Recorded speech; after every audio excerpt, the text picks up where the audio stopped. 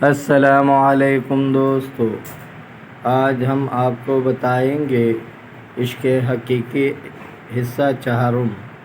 ایک روز وہب بن الورد اور سفیان ثوری رحمۃ اللہ علیہ اور یوسف بن ثبات رحمۃ اللہ علیہ اکٹھے ہوئے۔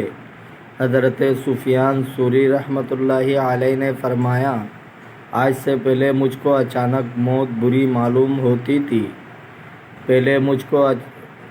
مگر آج میں چاہتا ہوں کہ مر جاؤں۔ حضرت ثبات رحمۃ اللہ علیہ نے ان سے سبب پوچھا۔ آپ نے فرمایا کہ وجہ یہ ہے کہ میں فتنے سے ڈرتا ہوں۔ انہوں نے کہا، مجھے تو زیادہ جینا برا نہیں معلوم ہوتا۔ حضرت سفیان ثوری رحمۃ اللہ علیہ نے پوچھا، کیوں؟ انہوں نے فرمایا کہ اس توقع پر کہ شاید کوئی روز ایسا مل جائے جس میں مجھ کو توبہ نصیب ہو اور کوئی نیک عمل کروں۔ پھر حضرت وہب سے پوچھا کہ آپ کیا کہتے ہیں؟ انہوں نے فرمایا، میں تو کچھ پسند نہیں کرتا، جو کچھ اللہ جل شانہ کو محبوب ہے وہی مجھ کو محبوب ہے، وہ زندہ رکھے یا وفات دے۔ حضرت سفیان ثوری رحمۃ اللہ علیہ نے ان کی پیشانی پر بوسہ دیا اور فرمایا، بخدا یہ روحانی ہے۔ حضرت ابو یزید بسطامی رحمۃ اللہ علیہ سے ایک بار کسی نے عرض کیا، اللہ کا جو مشاہدہ آپ کو ہوتا ہے اس کا حال ہم سے ارشاد فرمائے۔ آپ نے چیخ ماری اور فرمایا، تمہاری شان کے شایان کہ تم اس کو جانو۔ لوگوں نے عرض کیا کہ خدا تعالیٰ کے باب میں جو سخت سے سخت مجاہدہ آپ نے اپنے نفس پر کیا ہو وہ کہہ دیجئے۔ فرمایا کہ تم کو اس سے واقف کرنا بھی جائز نہیں۔ انہوں نے عرض کیا کہ شروع میں طریقت میں جو کچھ اپنے نفس کی ریاضت آپ کیا کرتے تھے وہیں فرمائیں۔ آپ نے فرمایا کہ ہاں، اس طرح سے کہ میں نے اپنے نفس کو خدا تعالیٰ کی طرف بلایا۔ اس نے سرکشی کی۔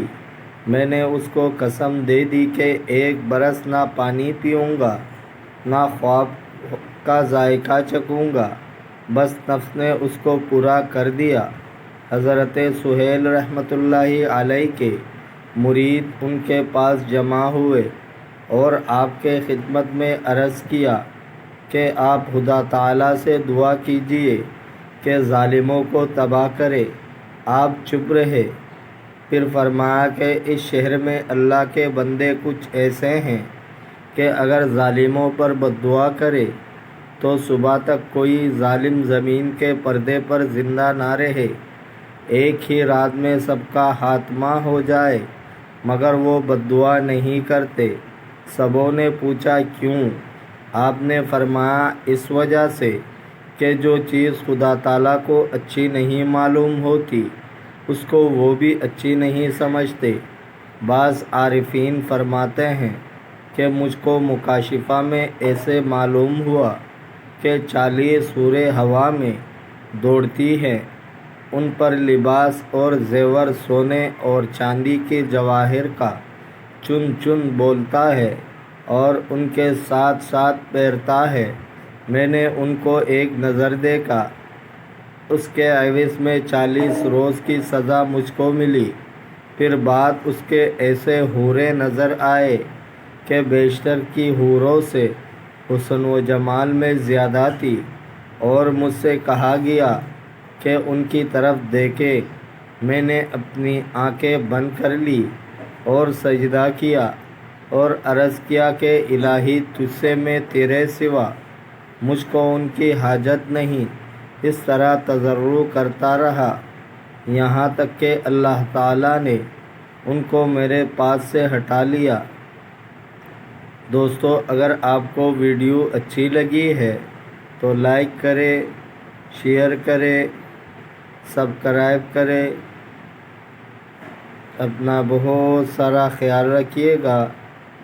ملتے ہیں اگلے ویڈیو میں۔ اللہ حافظ۔